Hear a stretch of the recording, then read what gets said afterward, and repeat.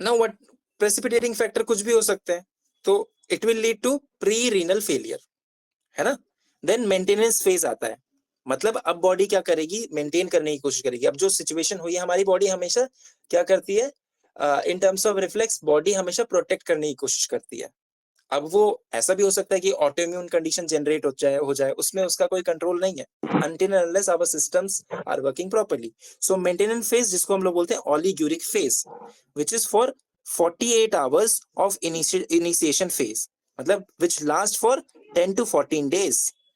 48 घंटे से अब वो 48 घंटे या मान लो 2 दिन उसके बाद ओलिग्यूरिक फेज अगर स्टार्ट हुआ तो 10 से 14 दिन तक चलेगा, ठीक है। और जो जीएफआर है और यूरिनरी आउटपुट है, they will decrease until stabilise ना हो जाए, ठीक है। तो जीएफआर कितना तक डिक्रीज हो सकता है, 5 से 10 ml पर मिनट, और यूरिन आउटपुट कितना रह सकता है, less than 400 ml per day इस फेज में, ठीक है। सब कुछ तुम्हें याद नहीं करना है, जो जो मैं टिक कर रहा हूँ वो एटलीस्ट दिमाग में रखते जाना है, ठीक है। देन फ्लूइड रिटेंशन होता है। अब बॉडी में जब भी फ्लूइड रिटेंशन होता है, मैंने बताया पहले इडिमा होगा। अब इसकी पैथोफिजियोलॉजी के अंदर जाने की जरूरत नहीं है, ठीक है, क्योंकि पैथोलॉजी नहीं पढ़ रहे हो, प्रैक्टिस ऑफ मेडिसिन पढ़ रहे हो, तुम्हें यहाँ सिम्टम्स और कंडीशन को थोड़ा समझना है। वाटर इंटॉक्सिकेशन, ठीक है, क्योंकि अब क्या हो रहा है, तुम पानी तो पी रहे हो पर वो पानी कंज्यूम नहीं हो रहा है ना, वो ठीक से वॉल्यूम प्रिपेयर तैयार नहीं हो रही है बॉडी के अंदर, वो जमते जा रहा है ना, in terms of oedema. Then pulmonary congestion, ठीक है। So these are the condition in the oliguric phase, ठीक है।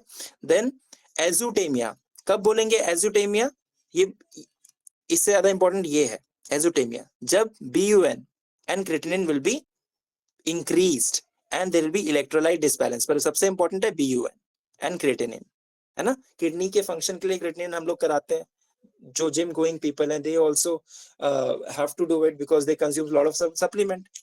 तो BUN किसे बोलते हैं हम लोग, व्हाट इज BUN, बहुत बार रिपोर्ट में देखा होगा BUN क्या होता है, पता है ना BUN, blood urea nitrogen, yes very good. तो ये बेसिकली हम लोग क्यों करते हैं, हमारे बॉडी में जब भी प्रोटीन ब्रेक डाउन हो रहा होता है ना, तो उसके सब्स्टिट्यूट भी तो रिलीज होते हैं ना, उसको तो बॉडी से बाहर फेंकना है, क्योंकि वो जैसे यूरिया अगर फॉर्म हो रहा है तो उसको तो हमें बॉडी से बाहर फेंकना है ना, नाइट्रोजनस वेस्ट को हमें बॉडी से बाहर निकालना है, वो हमारे काम का नहीं है एक्सेस में, है ना। तो that is why BUN is important. Then dialysis should be initiated in this phase, अगर अक्यूट रेनल फेलियर हुआ है।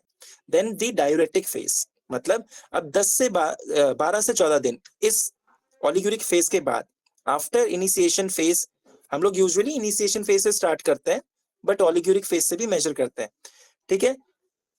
तो इतने दिन बाद, एंड ये जो फेज होता है ये स्टार्ट होता है इनिशिएशन फेज से, कैलकुलेट करेंगे तो 10 दिन तक रहेगा ये, ठीक है।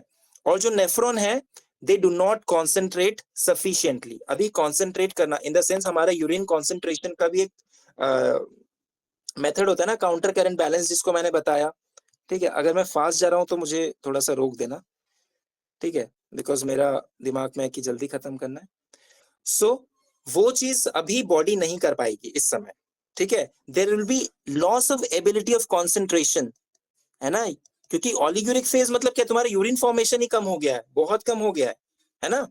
और यहाँ पे बॉडी तुम्हारी डायरेटिक फेज में अब वापस से आना चाह रही है कि अब यूरिन फॉर्मेशन स्टार्ट होगा, पर कॉन्सेंट्रेशन प्रॉपरली नहीं कर पाए, मतलब तुम्हारा जो यूरिन होगा उसकी स्पेसिफिक ग्रेविटी क्या होगी, वो स्पेसिफिक ग्रेविटी डिफाइन करेगी तुम्हारा जो कॉन्सेंट्रेशन है प्रॉपरली हो रहा है कि नहीं हो रहा है। दैट मीन्स अगर ये नहीं होगा तो यूरिन आउटपुट इंक्रीज होगा, ठीक है इसमें, बट कॉन्सेंट्रेशन कम रहेगा, ठीक है। जो भी इलेक्ट्रोलाइट है, जो भी एक्सेस निकालना होता है यूरिन के थ्रू, ठीक है। All right, then there will be risk of dehydration and death इस फेज में BUN बहुत बढ़ जाता है, क्रिएटिनिन भी बहुत बढ़ जाता है, तो this is the phase which is critical, ठीक है। But then comes the recovery phase, इसके जस्ट बाद आता है रिकवरी फेज, ठीक है, which lasts for about 24 days from the initiation phase, ठीक है, दैट मीन्स हमारा जो रीनल टिश्यू है अब रिपेयर होना स्टार्ट होगा, बट प्रोवाइडेड कि हमें एक्सटर्नल सपोर्ट मिल रही है या मेडिसिन मिल रही है या फिर ट्रीटमेंट चल रही है, दैट बिकम्स वेरी इंपॉर्टेंट। ठीक है, तुम्हारा जो रीनल ट्यूब्यूलर फंक्शन है, क्योंकि यूरिन फॉर्मेशन कौन कर रहा है, ट्यूब्यूल्स और ग्लोमेरुलस यही फॉर्म कर रहे हैं यूरिन हमारा फिल्टर आउट करके, तो ये रिकवरी फेज में आना स्टार्ट होता है। तो हमें 3 फेज याद रखने, थोड़ा डिफिकल्ट है, थोड़ा सा ये पॉइंट्स को याद रखना डिफिकल्ट है, बट हार्ड नहीं है, क्योंकि मैं सारा ये मटेरियल तुम्हें दे दूंगा, बस अभी सुनना है। इनिशिएशन फेज होता है जिसमें इंजुरी हुई है, फिर ऑलिगोरिक फेज होता है जिसमें यूरिन फॉर्मेशन कम हो जाता है, ठीक है, फिर डायरेटिक फेज आता है जहां पे कॉन्सेंट्रेशन एबिलिटी कम हो जाती है, तुम्हें ये जो मैं बोल रहा हूं उतना पहले सुनना है, ठीक है। फिर रिकवरी फेज आता है जहां पे रिनल टिश्यू दोबारा रिपेयर करना स्टार्ट करते हैं, ये मेन चीज था, ठीक है। और इंपॉर्टेंट क्या है ये कि ऑलिगोरिक फेज में, सॉरी डायरेटिक फेज में तुम्हारा ये बढ़ जाता है, BUN, serum creatinine, potassium, phosphate, है ना, and there will be risk of death. तो अगर पूछेंगे रिस्क ऑफ डेथ किस में, तो इसमें है डायरेटिक फेज में, because of dehydration. Then comes the stages of chronic renal failure, ठीक है। Okay, now chronic renal failure that means what, कि नाउ हमारी किडनी ने बहुत कोशिश करी, बहुत दिन तक चलता रहा, ऐसे चलता रहा, कोई इन्फेक्शन या कोई डिजीज या कोई ट्यूमर, ऐसे करते करते करते करते एक टाइम ऐसा आ गया किडनी ने गिव अप कर दिया, now I am not going to do work. That means एक बार में नहीं होगा कि शट डाउन, किडनी खत्म, तुम खत्म, नहीं, धीरे धीरे करके वो phase, kidney will going to give you phases slowly slowly, कि कैसे। सबसे पहला है रीनल रेस्क्यू, दैट मींस जिसमें जीएफआर हमारा 50 से 80% ऑफ नॉर्मल, अगर हम लोग देखेंगे, कम हो जाता है। अच्छा, नॉर्मल जीएफआर कितना होता है हमारा, नॉर्मल जीएफआर कितना होता है ये पता होना चाहिए, 120 लीटर पर डे, अबव 90, ठीक है, अबव 90 हमारा नॉर्मल कंसिडर किया जाता है, ठीक है। 120 is definitely, it is a very मतलब क्या बोलूं, आइडियल थिंग, ठीक है। बट जैसे जैसे एज बढ़ती है, ठीक है, तब भी हमारा ये जीएफआर वैरी करेगा, डेफिनेटली करेगा। जैसे जैसे हम लोग if we have some infection, auto immune condition, वो तब भी इफेक्ट करेगा। सो सबका कांस्टेंट सेम जीएफआर नहीं होता और नहीं हो सकता, ठीक है, because of heterogeneity of the nephron, nephron अलग अलग तरह के होते हैं।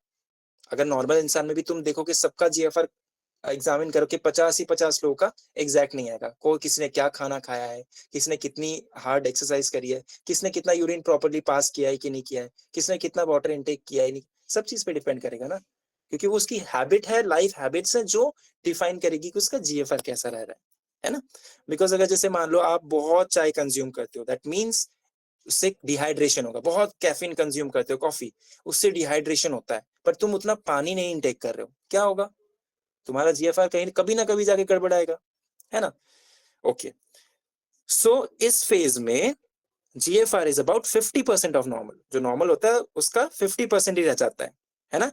दैट मीन्स तुम्हारा जो BUN है, क्रिएटिनिन है, अभी नॉर्मल है, कोई सिम्टम नहीं आएंगे। पहली बात, तुम इस सिचुएशन में तुम पकड़ ही नहीं पाओगे। हमें कब पता चलता है कि किसी को किडनी फेलियर हुआ है, इस फेज में आके या इस फेज में आके, मैक्सिमम इस फेज में आके पता चलता है कि हाँ भाई अब तुम हॉस्पिटलाइज हो। One of my very good friend, he is my colleague and he is suffering with it, ठीक है। So we were also surprise कि ऐसा कैसे हो गया, anything can happen, okay, we are all doctors, तो वी शुड अंडरस्टैंड कि हमें इस जगह पे आके या इस जगह, ये जगह यहाँ पे पता चल जाएगा और ये वाला एंड स्टेज होगा, ठीक है। अच्छा, रीनल इनसफिशिएंसी, पहला मैंने बोला है रीनल रेस्क्यू, अभी तुम्हारी किडनी फिर भी कोशिश कर रही है, ठीक है। अब 20 से 50% तुम्हारा अगर नॉर्मल के रेस्पेक्ट में देखेंगे तो जीएफआर बचा है ना। तो यहाँ पे एजोटेमिया होगा, ठीक है। एजोटेमिया वही तुम्हारा, एजोटेमिया क्या होता है, व्हाट इज एजोटेमिया, अभी मैंने बताया, थोड़े भारी भरकम चीज है, BUN इंक्रीज होगा, क्रिएटिनिन इंक्रीज होगा, ठीक है, ओके, और इलेक्ट्रोलाइट इम्बैलेंस, हाँ, और मतलब यू अंडरस्टैंड, तुमको समझ में आ गया कि क्या है एजोटेमिया, मेरे को समझाना नहीं पड़ेगा ना डिटेल में, ठीक है। तो इसमें ओलिक्यूरिया होगा उसमें। तो बेसिकली एजोटेमिया क्या हो रहा है, जब तुम्हारी बॉडी, देखो हमारी बॉडी क्या क्या वेस्ट निकालती है, किडनी क्या क्या, बहुत सिंपल समझना है। यूरिन में क्या क्या निकालती है, यूरिया निकालती है, यूरिया, नाइट्रोजनस वेस्ट निकालती है ना, XYZ बहुत सारी चीजें पास आउट होते हैं, बिकॉज वो हमारी बॉडी के लिए नहीं चाहिए, नहीं चाहिए मतलब एक्सेस में नहीं चाहिए, है ना। तो अब ये जो नाइट्रोजनस वेस्ट हमारी बॉडी में अगर डेवलप होने लग जाए, हमारी किडनी मान लो अब फेल की तरफ जा रही है, वो ठीक से काम नहीं कर रही है, तो ये क्या करेंगे, फिल्टर आउट नहीं हो रही है किडनी से चीजें ये वाली, वो क्या होगी, कहाँ जाएगी वो, अल्टीमेटली हमारी बॉडी के अंदर ही रहेगी ना, समझ में आ रही है। तो अगर हमारी बॉडी में रहेगी तो ये सारी जो वेस्ट मटेरियल है, ये कुछ ना कुछ सिम्टम देना स्टार्ट करते हैं, है ना, सिम्टम देना स्टार्ट करते हैं, क्यों, क्योंकि ये वापस से हमारे ब्लड में चले जा रहा है, समझ में आ रही बात। तो क्या सिम्टम, जैसे नोजिया आना, जैसे वॉमिटिंग आना, है ना, जैसे से फॉर एग्जांपल यूरिन की प्रॉब्लम, मतलब बहुत थकान रहना, हेलो, स्वेलिंग, हाँ swelling, so there are so many thing, so this is azotaemia. उसके साथ अनीमिया होने के चांसेस, हाइपरटेंशन होने के चांसेस, या फिर एक फेज आता है क्रॉनिक रेनल फेलियर में जहां पे पॉलीयूरिया भी हो सकता है, ठीक है, मतलब कॉन्सेंट्रेशन नहीं हो रहा है यूरिन का, पर यूरिन बहे जा रहा है, फेज ऐसा भी आता है किडनी फेलियर के केस में। देन नॉक्ट्यूरिया, रात को पेशाब हो जाना, ठीक है, कॉन्सेंट्रेशन एबिलिटी कम हो जाएगी। तो याद रखना, कभी भी किडनी में प्रॉब्लम होती है तो कॉन्सेंट्रेशन बढ़ नहीं जाता है, कम होने लगता है। कॉन्सेंट्रेशन, यूरिन का कॉन्सेंट्रेशन का मतलब क्या है, वाटर कंजर्वेशन, वाटर को बचाती है बॉडी, इसीलिए तो कॉन्सेंट्रेट करती है ना यूरिन को। क्लियर है यहाँ तक। तो अब क्या हो रहा है, ये यही एबिलिटी अगर खराब हो जाए तो वाटर प्रिजर्व होगा, नहीं होगा, ठीक है। The first sign and symptom of renal failure, ठीक है, यहां से फर्स्ट साइन सिम्टम आना स्टार्ट होंगे। Then goes the chronic renal failure, अब जाके बोलेंगे when your GFR is less than 20% of normal, now it is chronic renal failure. That means kidney अब रेगुलेट ही नहीं कर पा रही है ना तुम्हारी ब्लड वॉल्यूम को, ना ही तुम्हारे जो potassium, calcium, urea uric acid, फलाना ढिमकाना, ऐसा जो भी XYZ है, बैलेंस ही नहीं कर पा रही है। Why, because it has now started having disturbance, जिसकी वजह से क्या होगा, वाटर रिटेंशन होगा, मतलब इडिमा होना स्टार्ट हो जाएगा, ठीक है। मेटाबॉलिक एसिडोसिस, हमारी किडनी जो है, ठीक है, और लंग्स दोनों मिलकर मेटाबॉलिक एसिडोसिस, मेटाबॉलिक एल्कलोसिस को बैलेंस करते हैं। रेस्पिरेटरी फेलियर अगर मैं पढ़ाऊंगा तो मैं बताऊंगा दोनों चीज कनेक्ट करके, तो थोड़ा तसल्ली से पढ़ना, ठीक है। तो कहीं ना कहीं हम जो बाइकार्बोनेट होते हैं, है ना, और जो H+ आयन होते हैं, उसको कौन बैलेंस करता है, किडनी बैलेंस करती है हमारे ब्लड में। अब वो नहीं हो पा रहा है तो मेटाबॉलिक एसिडोसिस होगा, दैट मींस कहीं ना कहीं जो एसिडिक कंपोनेंट है वो बढ़ जा रहे हैं, सिंपल सिंपल, है ना। बहुत पोटेशियम जमा होने लग रहा है क्योंकि फिल्टर आउट ही नहीं कर पा रही है किडनी, किडनी बीमार पड़ चुकी है, इसीलिए फिल्टर आउट नहीं कर पा रही है, ठीक है। Okay, then end stage renal disease, जब लेस देन 5% बचता है, अब तुम्हारा GFR इतना कम, now I have seen patients of chronic renal failure, एक नहीं, दो नहीं, चार नहीं, many, when I was doing my MD and I was in OPD, ठीक है। वो रिनल अपना क्या बोलते हैं उसको, क्या बोलते हैं, कभी कभी टर्म भूल जाते हैं हम भी, ठीक है, डायलिसिस, वो अपना डायलिसिस भी करा के आते थे, वो हमारे से दवाई भी खाते थे। अब कोई बोलेगा सिर्फ L सीरम होती है, there are lot of medicine homoeopathy में which can help, but can cure, इसका मैं नहीं बोल सकता, ठीक है। और होने के लिए फ्यू स्टेजेस आर देयर जिसपे हम काम करेंगे शुरू के स्टेजेस पे। अगर पेशेंट आ गया है, पता चल गया है, उसने स्क्रीनिंग कराई है, टेस्ट कराए हैं, हम बचा सकते हैं, बहुत हद तक किडनी को ठीक रख सकते हैं, ठीक है। This is the terminal stage which is uraemia, ठीक है, इसमें यूरेमिया याद रखना है, ठीक है। नाउ यूरेमिया क्या है, ये इंपॉर्टेंट है, जहां पे हमारा फॉस्फेट बढ़ जाता है। बस तीन चीज अच्छे से याद रख लो पहले, यूरिक एसिड बढ़ जाता है और पोटेशियम बढ़ जाता है, तीन चीज बढ़ती है, दो चीज कमती है, ठीक है। 3 और 2 के जो ये दायरे हैं इनको बस दिमाग में रखो, तीन चीज बढ़ती है, क्या बढ़ता है, फॉस्फोरस, यूरिक एसिड, पोटेशियम, बस खत्म, या फॉस्फेट जो भी बोलो। और दो इंपॉर्टेंट हमें पता है, कैल्शियम एंड सोडियम, जो कि कम हो जाता है। दिस इज यूरेमिया वाला कंडीशन, ठीक है, दैट मीन्स क्या, अब यूरेमिया, अगर यूरेमिया हो रहा है, ये तो मैंने बता दिया कि इसमें केमिकल इम्बैलेंस क्या हो रहा है, पर यूरेमिया को हम लोग कैसे बोलेंगे कि यूरेमिया है, उसके कुछ सिम्टम होते हैं ना, है ना, क्या होता है? हाँ बोलो। सर पेन होने लगता है जॉइंट्स में। पेन, हाँ ठीक है, बहुत मतलब ए से लेके जेड बहुत सारी चीजें इसके अंदर कवर होती है, nausea, vomiting, fatigue, confusion, neurological condition, बहुत सारी चीज, ठीक है। इवन एक टाइम आएगा एंड स्टेज रीनल डिजीज में, अगर ट्रीटमेंट नहीं चल रही है, डायलिसिस नहीं चल रहा है, तो उसकी स्किन सफेद पड़ने लगती है, क्या होता है वहां पे, यूरिया आके डिपॉजिट होने लगता है, ठीक है, इचिंग होना स्टार्ट होती है स्किन में, जैसे जॉन्डिस के केस में होता है ना कि बिलिरुबिन स्किन में आके जमने लगता है तो इचिंग होती है, वैसे यहाँ पे एंड स्टेज रीनल डिजीज के केस में अगर ट्रीटमेंट प्रॉपर्ली नहीं चल रही है, नहीं काम कर रही है, तो उसकी स्किन में बहुत इचिंग होने लगती है, ठीक है। हम ओपीडी में एल्यूमिना देते थे इस केस में, ठीक है, जिसमें आराम मिलता था पेशेंट को। I learn from my sir, मेरे सर ने कभी मुझे बताया नहीं क्यों दे रहे, but it use to work, तो होता है ऐसा, ठीक है। Okay, then nephrotic syndrome, okay, very very important topic, ठीक है, इस टॉपिक को हम छोड़ नहीं सकते। तो नेफ्रोटिक सिंड्रोम, सो नेफ्रोटिक सिंड्रोम में आप सबको पता ही होगा कि नेफ्रोटिक सिंड्रोम बेसिकली क्या है, बचपन से पढ़ते आ रहे हैं, पर अभी भी मैं पूछूंगा तो हम नहीं बता पाएंगे क्लियरली, है ना।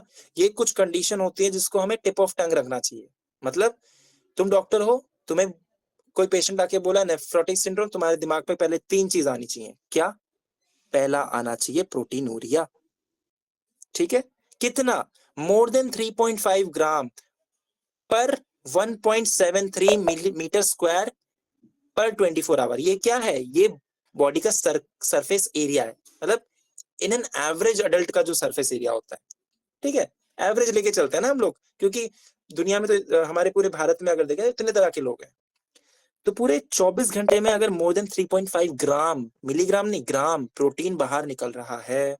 दूसरा, हाइपोएल्ब्यूमिनिया, मतलब एल्ब्यूमिन कम हो रहा शुरू हो गया है ब्लड में, लेस देन 3 ग्राम पर डीएल। थर्ड, पेरिफेरल इडिमा, मतलब हाथ पैरों में सूजन आना स्टार्ट हो गई है, समझ में आ रही बात? तो ये 3 चीजें, सूजन कैसी, पिटिंग इडिमा, है ना। सो 3 चीज याद रखनी है पहले तो नेफ्रोटिक सिंड्रोम में, पहला प्रोटीनूरिया, जिसका नंबर याद रख लो, अभी से दिमाग में छाप लो, हाइपोएल्ब्यूमिनिमिया, कितना एल्ब्यूमिन कम हो रहा है, और एडिमा कितना तैयार हो रहा है, ठीक है, ओके। साथ में और क्या होता है, हाइपरलिपिडीमिया, है ना। अच्छा, नेफ्रोटिक सिंड्रोम में हाइपरलिपिडीमिया क्यों होता है, अपना दिमाग लगाओ ना,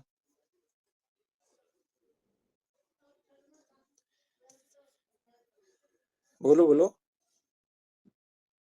देखो, तो बेसिकली क्या होता है, ठीक है मैं ही बोलता हूँ, तो बेसिकली क्या होता है, देखो लीवर में जैसे मान लो वीएलडीएल, फिर उसके बाद हमारा एलडीएल, ये सारे जो लाइपोप्रोटीन्स होते हैं, तो बेसिकली जब भी ये क्या हो रहे होते हैं हमारे मतलब जो ब्लड में हाइपोएल्ब्यूमिनिया होता है, ठीक है, उसके वजह से देखो ऑनकोटिक प्रेशर, मतलब हमारा जो ब्लड वेसल है उसमें एक प्रेशर मेंटेन करता है, कौन, ठीक है, कौन मेंटेन करता है प्रेशर, ये प्रोटीन्स होते हैं एल्ब्यूमिन और ये सब, है ना।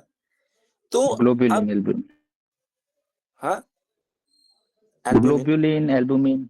हाँ ठीक है, वेरी गुड। तो ये सब हमारे प्रेशर को मेंटेन करते हैं, हाइड्रोस्टैटिक प्रेशर, ऑन्टोकोटिक प्रेशर अगर नहीं प्रॉपर होगा तो हमारा प्रॉब्लम होना स्टार्ट होगी, दैट मींस इडिमा होना स्टार्ट हो जाएगा। अब यहाँ पे क्या हो रहा है, किडनी के थ्रू ये पास आउट हो जाते हैं क्योंकि इंजुरी हुई है किडनी में, है ना। इसके रिस्पेक्ट में बॉडी को क्या जा रहा है ट्रिगर, और बनाओ और बनाओ और बनाओ और बनाओ और बनाओ, वो तो निकलते जा रहा है निकलते जा रहा है, बाहर से हम ले नहीं रहे हैं, है ना। इवन किडनी इंजुरी में हमें क्या होता है, हमें प्रोटीन का ज्यादा इंटेक भी मना होता है, so there is a big thing, है ना। वहां बॉडी बोल रही बनाओ बनाओ, यहाँ बॉडी बोल रही निकालो निकालो, बनाओ बनाओ निकालो, इस चक्कर में hyper disbalance, that means dyslipidaemia होना स्टार्ट होता है। बहुत सिंपल भाषा में बताया, ठीक है, बहुत ज्यादा इसमें कोई टेक्निकल टर्म नहीं, कुछ नहीं, ठीक है, तो सिंपल समझना है, ठीक है, ऑल राइट। सो पैथोफिजियोलॉजी को थोड़ा सा शॉर्ट में डिस्कस कर लेते हैं। पहले होता है इंजुरी, कहाँ हो रहा है, पोडोसाइट सेल्स में इंजुरी हो रहा है। पोडोसाइट्स जो ये जो पोर्शन होता है इसका, इस तरह से पैर होते हैं, काइंड ऑफ इफेसमेंट बोलते हैं, ठीक है, तो वहां पे गैप आना स्टार्ट होगा, ठीक है। अब ये इंजरी हुई है, यहाँ पे सेल्स आएंगे, इन्फ्लामेटरी सेल्स आएंगे, वो इस पूरे इलाके को खराब करना स्टार्ट करेंगे। खराब करना स्टार्ट करेंगे तो दैट मींस व्हाट, यहाँ पे गैप होना स्टार्ट हो जाएगा, बड़े बड़े गैप। मतलब नॉर्मली जो प्रोटीन पास नहीं हो पाते थे, अब वो प्रोटीन भी निकलना स्टार्ट कर देंगे, और अगर ये प्रोलॉन्ग रहा तो और निकलेंगे। ठीक है, ऑलराइट। तो यूरिन कैसा आ जाएगा हमारा, फोमी यूरिन, है ना। तो बेसिकली कब अंदाजा होता है पेशेंट को, पहले तो पेशाब का हाल देख के ही समझ में आता है ना, फिर जाके जब उसके एडिमा होना स्टार्ट हो रहा है, फिर जाके उसके जो लोअर आईलिड में एडिमा होना स्टार्ट होगा, तो धीरे धीरे करके ये फेजेस आते हैं। ठीक है, it's not a one night thing, it takes time, और कभी कभी सडनली भी चीज अपेयर होती है, वो डिपेंड करता है बॉडी टू बॉडी। देन ये सब तो मैंने बता दिया, एडिमा कैसा, पेटिंग एडिमा, बाकी चीज मैंने यहाँ से डिस्कस कर दी। ठीक है, ये तीन चीज, इंजरी हुई, होने के बाद इतना गैप हो गया, फिर इसके बाद प्रोटीन निकला, सो this is the thing. Now अब मैंने बताया हाइपर एल्ब्यूमिनिया, ठीक है, ड्यू टू प्रोटीनूरिया। एल्ब्यूमिन अब तुम्हारे बॉडी में क्यों बढ़ रहा है, क्योंकि प्रोटीनूरिया, प्रोटीन लूज हो रहा है, वही चीज मैंने बताया अभी। दैट मीन्स हाइपोप्रोटीनेमिया, तुम्हारे ब्लड में प्रोटीन कम है पर तुम्हारे यूरिन में भर निकल जा रहा है ना, प्रोटीनूरिया। ठीक है, now this loss of huge protein in urine, that is going to decrease the protein in the blood. यही चीज मैंने अभी सिंपल भाषा में बताई, मैं स्टेप में दिखा रहा हूं अपने। ठीक है, that is plasma protein, specially कौन सा प्रोटीन, एल्ब्यूमिन, जो कि क्या करता है, हमारा ऑनकोटिक प्रेशर को मेंटेन करता है। अब यही प्रोटीन अगर कम हो जाएगा हमारे ब्लड में, तो क्या हो जाएगा, हमारा ऑनकोटिक प्रेशर कम होने लगेगा, है ना। ऑनकोटिक प्रेशर क्यों इंपॉर्टेंट है, क्यों इंपॉर्टेंट है ऑनकोटिक प्रेशर,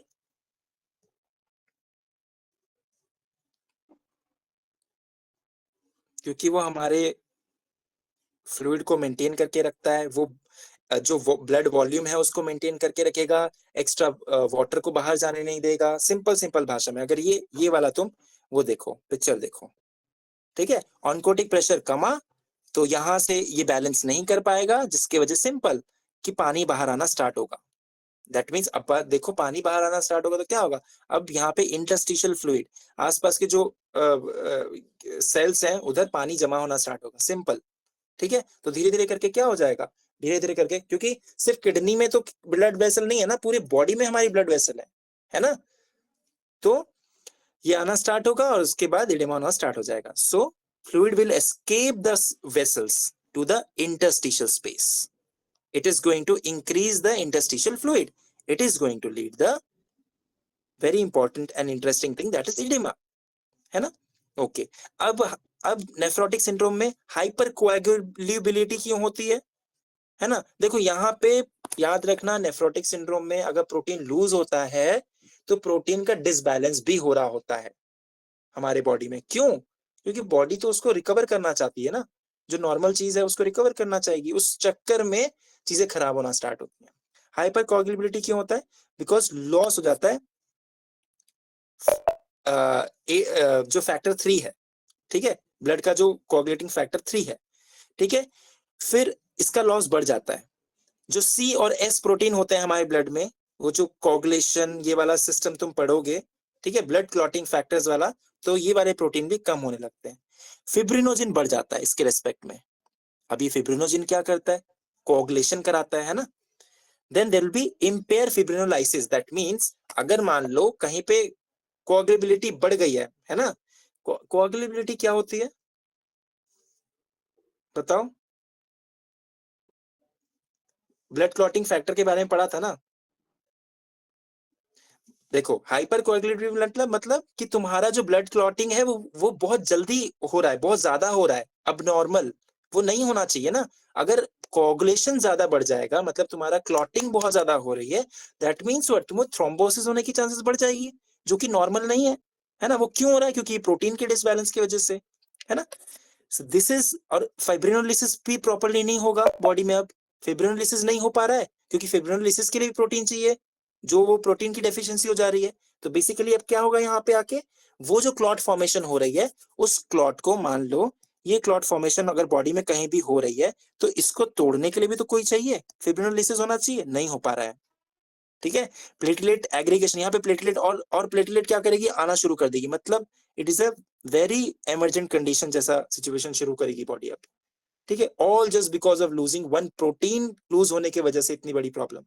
ठीक है, तो एक ये स्टेट तैयार होती है, ठीक है। इससे पहले मैंने बता दिया ये वाली स्टेट एक तैयार होती है, that is hyper albuminaemia, hypoproteinaemia, ठीक है। ब्लड में प्रोटीन कम होना, यूरिन में प्रोटीन बढ़ जाना, निकल जाना, कोगुलेशन बहुत ज्यादा जल्दी जल्दी होना, एंड लिपिड बढ़ जाना हमारे बॉडी में, ठीक है। क्यों? क्योंकि हमारा जो very important that is hepatic lipoprotein synthesis mechanism है वो हाइपर एक्टिव हो जाएगा, ठीक है।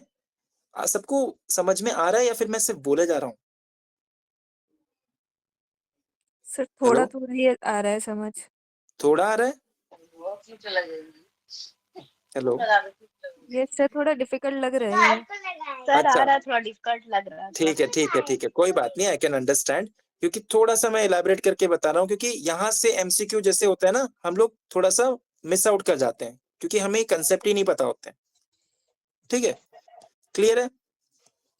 तो हाइपरलिपिडीमिया क्या होगा? अब तुम्हारे लीवर ने क्या किया, इस तरह से लीवर होता है ना, लीवर ने क्या किया, जब देखा कि हमारे बॉडी में प्रोटीन कम हो रहे हैं तो इसने सिंथेसिस करना स्टार्ट कर दिया बहुत ज्यादा, ठीक है। उसके चक्कर में क्या होगा, लिपिड डिसबैलेंस होना स्टार्ट हो जाएगा, ठीक है। और एनीमिया एनीमिया क्यों डेवलप होता है? क्योंकि ट्रांसफरिन नाम का जो प्रोटीन होता है, ठीक है, वो लॉस होने लगता है। ट्रांसफरिन का काम क्या होता है? ट्रांसफरिन इज अ प्रोटीन, उसका काम क्या होता है? Sir iron binding. हाँ, आयरन बाइंडिंग, ठीक है। तो वो ठीक से नहीं हो पा रहा है, जिसके वजह से क्या होगा, एनीमिया डेवलप होगा। ओके, कैल्शियम क्यों कम होता है इसमें? विटामिन डी की डेफिशिएंसी की वजह से। क्यों? क्यों? There is a urinary loss of cholecalciferol binding protein. तो दिस इज नेफ्रोटिक सिंड्रोम में जब एक्सट्रीम कंडीशन हो रही होती है उस समय अलग अलग तरह के प्रोटीन लॉस होना स्टार्ट हो जाते हैं, जो जो एक पर्टिकुलर डायमीटर से मतलब जो ओपनिंग हुई है यहाँ पे, ठीक है, इसके थ्रू जितना पास हो पाएगा पास हो जाएगा, सिर्फ एल्ब्यूमिन नहीं, बहुत कुछ, ठीक है। ओके, देन हाइपोथायराइड, ओके, ये जरूरी नहीं है, बस इतना जानो ऊपर तक, ठीक है। ओके, देन नेफ्राइटिक सिंड्रोम, ठीक है। नाउ नेफ्राइटिक सिंड्रोम और नेफ्रोटिक सिंड्रोम में क्या अंतर है? हमने ये नेफ्रोटिक सिंड्रोम पढ़ा। नेफ्रोटिक सिंड्रोम में अभी तुम्हें कुछ भी अगर ना समझ में आए तो पहले तुम सिर्फ और सिर्फ ये ट्रायड याद करो, ये और इसके ये पॉइंट, बाकी मैं क्वेश्चंस देकर और वैसे करके मैं तुमको क्लियर कर दूंगा ये चीज। क्वेश्चन दूंगा तो तुम्हें समझ में आएगा कि हाँ, इतना लेक्चर दिया, ये इसका इंपॉर्टेंस क्या थी, ये एक पेज के लेक्चर की इंपॉर्टेंस क्या थी, वो तुम्हें क्लियर हो जाएगी, ठीक है। ओके, तो nephritic syndrome, basically nephritic syndrome में होता क्या है, तो पहले हम लोग डिफरेंसेस डालेंगे, ठीक है। ओके, तो पहले तो इनको हम क्लियर करते हैं। ओके, सर इसमें ब्लड आता है ना, हिमेटोरिया होने हाँ, तो लगता है, ब्लड के साथ प्रोटीन भी आ रहा है, वल्ग्यूरिया यहाँ और सिर्फ ब्लड और सिर्फ प्रेशर ब्लड, भी। हाँ, तो ये इंपॉर्टेंट है, बट इंपॉर्टेंट उससे ज्यादा क्या है, लेस देन 3.5 ग्राम प्रोटीन आएगा, किसमें, ग्लोमेरुलर नेफ्राइटिस। इसको मैं रेड से कर रहा हूँ क्योंकि इसमें ब्लड आता है, इसको मैं येलो से कर रहा हूँ क्योंकि मैं इसमें प्रोटीन आता है, ठीक है। ओके, तो यहाँ पे क्या होगा, प्रोटीन पास होगा और मोर देन 3.5 ग्राम प्रोटीन पास होगा, ठीक है, दिमाग में अभी छाप लो। फिर यहाँ क्या होगा, इंक्रीज इन डब्ल्यूबीसी, ठीक है, यहाँ डब्ल्यूबीसी बहुत बढ़ जाते हैं। यहाँ क्या होता है, क्लॉटिंग की चांसेस बढ़ जाती है, हाइपर कोएगुलेबिलिटी, मतलब कोएगुलेशन होने की चांसेस बढ़ जाती है। तुम ऐसे याद रखो कि नेफ्रोटिक सिंड्रोम में प्रोटीन से रिलेटेड डिस्टर्बेंस बहुत होते हैं, क्लॉटिंग फैक्टर वो भी प्रोटीन है, ट्रांसफरिन वो भी प्रोटीन है, ठीक है, एल्ब्यूमिन वो भी प्रोटीन है, तो उसको लेकर बहुत डिस्टर्बेंस होती है बिकॉज लूज हो रही है हमारी बॉडी से, प्रोटीन इज लूजिंग, ठीक है। नेफ्राइटिक नेफ्राइटिक में most common is anaemia, nephrotic में भी होता है, बट इसमें इंपॉर्टेंट क्या है, हाइपो एल्ब्यूमिनीमिया, एल्ब्यूमिन कम हो रहा है, ठीक है। इसमें भी एनीमिया होता है बट यहाँ पे ज्यादा होगा। यहाँ पे यूरिन, ये इंपॉर्टेंट है, कुछ याद रखो ना रखो ये, कि इसमें जो यूरिन होता है वो कोला कलर्ड यूरिन होता है या फिर स्मोकी यूरिन होता है, किसमें, ग्लोमेरुलर नेफ्राइटिस में। क्यों? क्योंकि यहाँ ब्लड रिलीज हो रहा है। यहाँ क्या होता है, foamy and dark urine, foam जैसा भी मैंने ऊपर बताया। इसमें क्या होता है, जीएफआर कम हो जाता है, ठीक है, इसमें भी जीएफआर कम होता है, ठीक है, okay. Then what are the causes, हमें कॉजेस अब याद रखना है, ये एमसीक्यू पॉइंट ऑफ व्यू से सारा चीज जो बता रहा हूं इस पर इंपॉर्टेंट है, ठीक है। मान लो कोई भी अगर तुम्हारी सर्जरी हुई है या कुछ भी एक डिजीज हुई है, इम्यूनिटी कम हुई है, ठीक है, इन्फेक्शन के चांसेस बढ़ गए हैं, ग्लोमेरुलोनेफ्राइटिस, जैसे ग्रुप पे बीटा हिमोलाइटिक स्ट्रेप्टोकोकस, ये याद रखना है, ठीक है।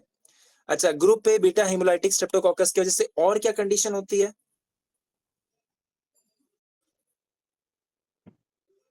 ये पढ़ा है तुमने बीएचएमएस में, बहुत पढ़ा है,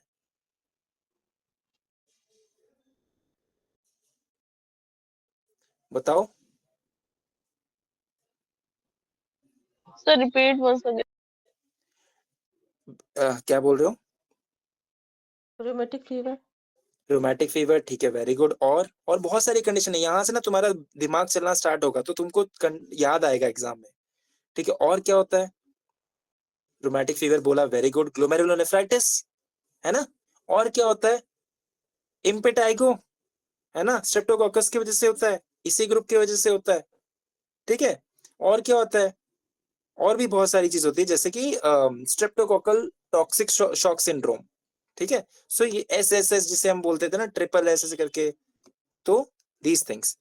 एंड देन एचआईवी, ठीक है, एचआईवी की वजह से भी ग्लोमेरुलोनेफ्राइटिस होता है, alright. Then nephrotic syndrome, nephrotic syndrome एक कंजेनाइटल हो सकता है, एक होता है मिनिमल चेंज डिजीज जो बच्चों में मिलती है, एक होता है कि जो रोमैटिक फीवर या फिर रोमेटॉइड आर्थराइटिस या फिर इन सब कंडीशन में पेन को कम करने के लिए जो दवाइयां एलोपैथिक लोग डॉक्टर्स देते हैं, एनसेड्स, ठीक है।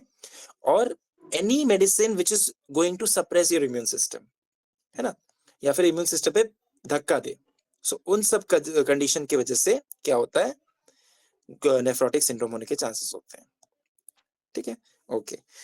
तो नेफ्राइटिक सिंड्रोम को थोड़ा सा एक छोटा सा पैथोफिजियोलॉजी के तौर पे समझ लेते हैं, ओके। देखो यहाँ क्या हुआ, इन्फ्लेमेशन हुई, किसकी, ग्लोमेरुलस की, नेफ्राइटिक सिंड्रोम बता रहा हूं मैं, ठीक है। देयर कैन बी माइक्रोस्कोपिक और मैक्रोस्कोपिक हेमेचूरिया, या तो कम अमाउंट में भी आ सकता है इनिशियल फेज में, और ज्यादा अमाउंट में भी आ सकता है, क्या, आरबीसीज हमारे ब्लड में दिखेंगे, है ना। हम जब एग्जाम यूरिन का टेस्ट करने के लिए देते हैं तो क्या देते हैं, रूटीन एग्जामिनेशन या माइक्रोस्कोपिक एग्जामिनेशन, है ना, तो उसमें पकड़ा जाएगा। देन प्रोटीनूरिया हो सकता है इसमें भी, पर कम क्वांटिटी में होता है as compare to nephrotic syndrome और हाइपरटेंशन। तो ये तीन चीज पहले दिमाग में रख ली कि नेफ्राइटिक सिंड्रोम में क्या हो रहा है, ठीक है, ओके।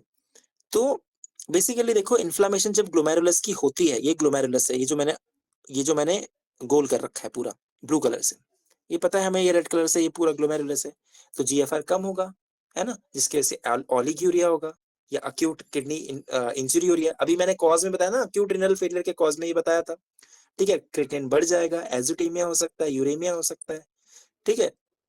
एंड फिर अगर तुम्हारा जीएफआर कम होता है तो तुम्हारी बॉडी क्या करेगी, हाइपरटेंशन क्यों हो रही है इधर, है ना, हाइपरटेंशन क्यों रही है, तुम्हारे बॉडी इधर क्या हुआ, जीएफआर कम हो गया, जीएफआर जैसे ही कम हुआ तुम्हारी बॉडी ने स्टिमुलस दिया किसको, रैस सिस्टम को। रैस सिस्टम क्या है, renin angiotensin mechanism. Renin angiotensin aldosterone system, ठीक है। फिर ये क्या करेगा, जाके सीधा तुम्हारे किडनी को बोलेगा चलो वॉल्यूम कम हो गई है, ब्लड वॉल्यूम कम हो गई है, तुम्हें बढ़ानी है, दैट मींस प्रेशर को बढ़ाएगा, और इतना ट्रिगर के साथ बढ़ाएगा कि हाइपरटेंशन हो जाएगी, ठीक है। सो this is the entire thing, okay. I think यहां तक कोई दिक्कत नहीं है। देन नेफ्राइटिक सिंड्रोम, अब आते हैं हम लोग ग्लोमेरुलोनेफ्राइटिस पे। देखो यहाँ पे बहुत सारे सिमिलर चीजें आएंगे, तो ध्यान से सुनना, ग्लोमेरुलोनेफ्राइटिस, मिनिमल चेंज डिजीज, ठीक है, और उसके बाद और भी 2-3 ग्लोमेरुलस कंडीशन आएंगी, ठीक है, आईजीए नेफ्रोपैथी, सब में सिम्टम एक जैसे दिखेंगे, पर ध्यान से 10 बार पूछ लेना मुझसे, पर दिमाग में सही चीज याद रखना। सो इसमें क्या होता है, इट इज अ कंडीशन जहां पे इम्यून कॉम्प्लेक्स बनता है। इम्यून कॉम्प्लेक्स मतलब क्या, आईजीजी या फिर आईजीएम एंटीबॉडी कॉम्प्लेक्स बनेगा, मतलब इन्फेक्शन हुआ था, तुम्हारे बॉडी ने वहां पे उसके अगेंस्ट एंटीबॉडीज तैयार करी, उसने तैयार के चक्कर में तुम्हारे ग्लोमेरुलस को खराब करना स्टार्ट कर दिया। दैट मीन्स वहां पे मतलब क्या हुआ, फाइटर वो एक तरह से समझ लो कि बहुत एक आर्मी भेजी थी, उस आर्मी में लड़ भिड़ गए और वहां पे डेड बॉडीज वहीं पड़ी हुई है, ऐसा समझो। तो they will be trapped in the glomerulus. अब वो अगर ग्लोमेरुलस में कोई चीज फंस जाए तो क्या होगा, उसका जो छानने की कैपेबिलिटी है, फिल्टर आउट करने, वो कहीं ना कहीं हैम्पर होगी ना, कहीं ना कहीं तो प्रॉब्लम होगी। सिंपल। सो क्या क्या बाहर से, बॉडी के बाहर से क्या क्या एंटीजेंस होते हैं जो कि ग्लोमेरुलोनेफ्राइटिस कराएंगे, है ना। एंटीजन एंटीबॉडी रिएक्शन हो रहा है, यहाँ पे कुछ नहीं हो रहा है। सिंपल ये समझो, या तो आईजीजी या आईजीएम एंटीबॉडी कॉम्प्लेक्स, ये तुम्हें याद रखना है, इंपॉर्टेंट ये दो चीज है, ठीक है। And it is a immune complex disease, ये इंपॉर्टेंट है। क्लियर, यहां तक कोई दिक्कत नहीं है। नेक्स्ट, क्या क्या फैक्टर्स होते हैं, स्ट्रेप्टोकोकल इन्फेक्शन, स्टेफाइलोकोकल इन्फेक्शन या फिर स्ट्रेप्टोकोकल इन्फेक्शन या न्यूमोकोकल इन्फेक्शन या हेपेटाइटिस बी या सी या बर्किट्स लिम्फोमा, ठीक है। तो ये एक इन्फेक्शन की वजह से होता है बर्किट्स लिम्फोमा, वो तब मैं बताऊंगा जब इससे रिलेटेड चैप्टर पढ़ाऊंगा, ठीक है। तो ये इन्फेक्शंस है, ये एंटीजन का काम कर रहे हैं, बॉडी में आए, इम्यूनिटी ने उस पर एक्ट किया, कॉम्प्लेक्स बना दिया, ठीक है। नेक्स्ट, एंडोजेन्स, हमारी बॉडी के अंदर मान लो किसी को एसएलई ऑलरेडी है, सिस्टेमिक लूपस एरिथोमेटोसिस, वो क्या करती है, it is a multi systemic disease, वो हमारे ब्रेन से लेके, हमारे किडनी से लेके, लीवर से लेके, घुटनों से लेके हर जगह अफेक्ट करती है। फिर रीनल ट्यूबुलर एलर्जीज, ठीक है। देन आईजीजी एंटीबॉडी, ठीक है। देन कोलोनिक कैंसर, ठीक है। आईजीए नेफ्रोपैथी, ठीक है। So these are the condition जो हमारी बॉडी तैयार करेगी, फिर हमारी बॉडी उस किडनी को भी इन्वॉल्व करेगी, उसको भी खराब करेगी, ठीक है। आईजीए नेफ्रोपैथी में आगे पढ़ाऊंगा तो रिलेट होगा। एंड ड्रग्स में से जो बाहर से लिया जाता है वो है पेनिसिलिन। मान लो पेनिसिलिन किस ट्रीटमेंट के लिए इस्तेमाल होता है, अभी भी इस्तेमाल होता है ना पेनिसिलिन, किसके लिए इस्तेमाल होता है, रोमेट आरए के लिए, वो आरए के लिए, ठीक है। और हार्ट हार्ट में दिया जाता है ना, हार्ट में हाँ, अगर वॉल्व में कुछ, okay. Rheumatic fever basically. Even syphilis के लिए भी, आज तक जो सिफिलिस किसी को अगर होता है उसमें भी सिफिलिस पेनिसिलिन के नाम लिए का ड्रग यूज होता है, ठीक है। सिफिलिस में, आरए वाला कंडीशन में, there are so many things, ठीक है। अभी तक सिफिलिस के कंडीशन में नॉट मर्क्यूरी, पेनिसिलिन यूज होता है। रूमेटिक हार्ट डिजीज में sir. Rheumatic heart disease Yes, में, वेरी गुड, rheumatic. Yes. ठीक है। RS रोमैटिक हार्ट डिजीज में, ठीक है। आरए बोल रहा था ना कोई, मैं भी उसके साथ बोल रहा था, थैंक यू, ठीक है। सो this is a thing. Now another condition is anti GBM disease, ठीक है। एंटी जीबीएम डिजीज की क्या है,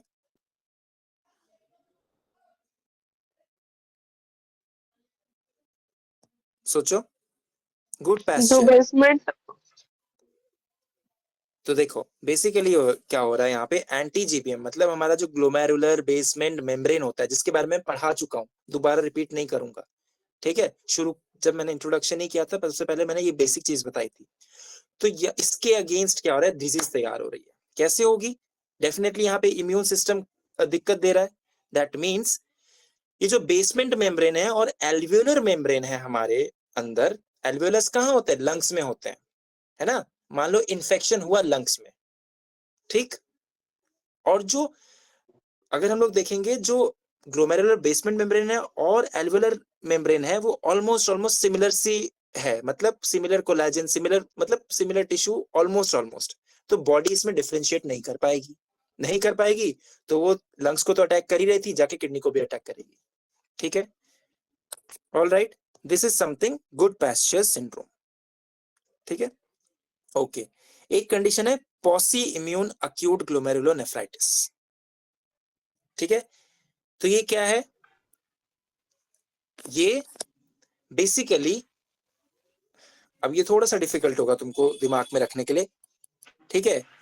वो है कनेक्टिव टिश्यू डिसऑर्डर जो है, उसमें मैं बताऊंगा, जैसे वेगनर्स ग्लोमेरुलोमेटोसिस या फिर माइक्रोस्कोपिक पॉलीआर्टराइटिस नोडोसा, ठीक है। ये एमसीक्यू वाले पॉइंट हैं, इसलिए बोल रहा हूं, थोड़े डिफिकल्ट होते हैं, थोड़ा टाइम लग जाएगा, पर डोंट वरी, सिंप्लीफाई कर दूंगा मैं, ठीक है। नाउ बेसिकली ये क्या होता है, ये बेसिकली एसोसिएटेड होते हैं primary and secondary kidney disease कहाँ पे, जहां पे सेल मेडिएटेड इम्यूनिटी आए।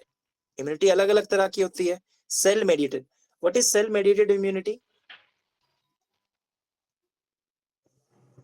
सेल मेडिएटेड इम्यूनिटी क्या है? जहां पे टी सेल्स है ना, टी लिम्फोसाइट्स बेसिकली काम आते हैं, CD4 है ना। CD4 में जहां पे भी प्रॉब्लम होगी कहीं ना कहीं वो सेल मेडिएटेड इम्यूनिटी से एसोसिएटेड है, ठीक है।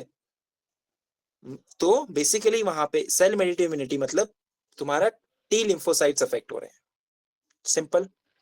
वहां पे एंटीबॉडी इम्यून कॉम्प्लेक्स कुछ फॉर्म नहीं हो रहा, तुम्हारा टी लिम्फोसाइट्स बेसिकली जो सेल्स हैं वो अफेक्ट हो रहे हैं, जिसके वजह से क्या हो रहा है, तुम्हारी किडनी में दिक्कत आ रही है। दैट मींस इन्फ्लेमेशन हो रही है, ठीक है। मतलब तुम्हारी बॉडी खुद को मार रही है, सिंपल भाषा में, ठीक है। इतना समझ के रखो। तो तुम्हारा टेक अवे क्या है यहाँ पे, यह है सेल मेडिएटेड। ये क्या है? Cell mediated. कौन सा? Pauci immune, acute glomerulonephritis. Okay, I hope आज के लिए बहुत ज्यादा हो गया है, क्योंकि ये थोड़ा सा डिफिकल्ट है। थोड़ा एक और क्लास में इसको करके खत्म कर दूंगा मैं, क्वेश्चंस पूछूंगा, तो थोड़ा ध्यान देना है, ठीक है। क्योंकि ट्रिकी चीज को टाइम देके पढ़ना होता है, ठीक है। यहां तक किसी को कोई प्रॉब्लम, डिस्पाइट वो नेफ्रोटिक सिंड्रोम का वो वाला जो पोर्शन है, वो मैं क्वेश्चन पूछूंगा नेक्स्ट क्लास में, तो वो क्लैरिफाई हो जाएगा तुमको, ठीक है। उसके लिए तुम चिंता मत करो, जिसने भी रेस किया था अभी, ठीक है। आई होप यहाँ तक, इस जगह तक किसी को कोई दिक्कत? सर ये जितना मैंने कौन बताया सी बुक से पढ़ सकते हैं ताकि थोड़ा सा और डिटेल में पढ़ पाए और ये इजी तुम वे में? पढ़ना मुदित खन्ना से, ओके सर। ठीक है। डिटेल में ज्यादा नहीं जाना है, पहले MCQ सॉल्व करना है साथ में। नहीं बट एटलीस्ट बेसिक मतलब पढ़ लें ताकि मैकेनिज्म क्लियर हो जाए ना। ओके, तो यहाँ तक थोड़ी दिक्कत हुई है, आई होप किसी को प्रॉब्लम हुई होगी। जितना बताया पहले उतना दिमाग में रखना, ठीक है। Rest I will make sure कि क्वेश्चंस पुट करके आई विल क्लियर दिस, क्योंकि ये थोड़ा सा डिफिकल्ट टॉपिक है, ठीक है। ये वाला पोर्शन जितना आएगा अभी, सिमिलर चीज दिखेंगी, सिमिलर कंडीशन दिखेंगी, but you have to differentiate. इसलिए मैं इस तरह से बॉक्सेस बना के भी मैं बताऊंगा तुमको नेक्स्ट क्लास में। I hope there is no problem till here. शुरुआत के टॉपिक्स में कोई दिक्कत नहीं हुई होगी। तो आज क्या करना है तुम्हें, आज क्या करना है तुम्हें? सर आज क्वेश्चंस कराएंगे अभी? हाँ, नहीं अभी नहीं कराऊंगा, नेक्स्ट क्लास में कराऊंगा। आज तुम्हें क्या करना है, मुदित खन्ना खोलना, वहां पे अक्यूट रिनल फेलियर का क्वेश्चन देखना, बस तुम्हें इतना करना है। नेक्स्ट क्लास में you put me your doubts, no problem, ठीक है। देन फिर तुम्हें सीधा जाना है, अक्यूट रिनल फेलियर का क्वेश्चन सॉल्व हो गया, आज ही करना है क्वेश्चन सॉल्व, ठीक है। बहुत ज्यादा भी क्वेश्चंस नहीं है कि तुम छोड़ दोगे। देन क्रॉनिक रिनल फेलियर का क्वेश्चन सॉल्व करना है, ठीक है। फिर नेफ्रोटिक सिंड्रोम, बस ये 3 क्वेश्चन तुम सॉल्व करो, पीछे दिए हुए हैं मुदित खन्ना में, ठीक है। पढ़ो, ठीक है। नाउ जितना मैंने ये बताया ना, तुमको वहां से क्लिक होना स्टार्ट होगा, क्योंकि मैंने क्वेश्चंस के बेसिस पे ही तुम्हें पढ़ा रहा हूँ, ऐसे ही कुछ भी नहीं पढ़ा रहा। और जो क्वेश्चन पूछे जाते हैं अमूमन नेफ्रोटिक सिंड्रोम से, वही बोल रहा हूँ, ठीक है। तो just go through it, I know this is difficult topic, ठीक है। And whatever doubt you are having, put me in the next class, I give you all explanation, क्योंकि तुमको वहां से क्वेश्चन करने पे क्लियरिटी आएगी, ठीक है। I hope I tried my level best, because हाँ जी बोलिए, किसी ने हाथ उठाया? हेलो। हाँ जी बोलिए। हाँ सर, स्टार्टिंग में क्लास जो है मेरा मिस हो गया है, तो क्या कोई बात, रिकॉर्डिंग डालेंगे? हाँ जी आपको ना रिकॉर्डिंग मिल जाएगी, बट ट्राई करें नेक्स्ट क्लास से। आज वैसे भी थोड़ा सा टेक्निकल इश्यूज बहुत आ रहे थे, उसके वजह से मैं खुद बोल रहा हूँ, it is my fault. But next class से आप ट्राई करो, टाइम पर ज्वाइन करो। नेक्स्ट क्लास से टाइमिंग प्रॉब्लम नहीं होगी और टेक्निकल इशू भी नहीं होंगे, ठीक है। Okay okay sorry. कोई बात नहीं, हो सकता है ऐसा, it is completely normal. Okay, so जितना क्वेश्चन बोला बस उतना सॉल्व करना, ठीक है। आई प्रॉमिस यू, तुम्हें जितना मैंने पढ़ाया है तुम्हें क्लिक करना स्टार्ट होगा, ठीक है। It is not a waste of thing, ठीक है। और जब क्वेश्चन तुम्हारे एग्जाम में आएंगे देन मेरे को याद रखना, ठीक है। Okay, thank you so much, thank you for cooperating today. Technical thank issues you sir. Thank you sir. Thank you. And next time से I'll make sure कि कोई टेक्निकल इश्यूज ना हो. Thank you.